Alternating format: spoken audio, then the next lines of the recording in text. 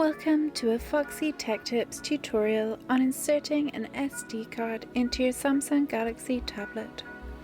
If you find this tutorial helpful, please consider subscribing to my channel and liking the video. In order to do this, you will need the ejector tool that came with your tablet. It looks like this and will have come in the box with your tablet. Take the ejector tool and push it gently into the hole on the SIM card tray. This will cause the SIM card tray to pop out slightly. Pull it out the rest of the way.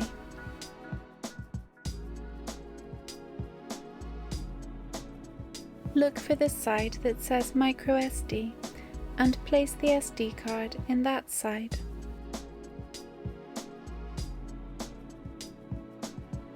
Now push the SIM card tray back into the tablet, making sure that the little hole in the SIM tray corresponds with the hole in the tablet.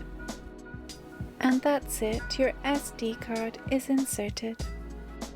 Before you remove the SD card, be sure to unmount it safely first. And that draws an end to this tutorial. Please like the video if you found it helpful and subscribe to Foxy Tech Tips for more Galaxy Tab tips and tricks.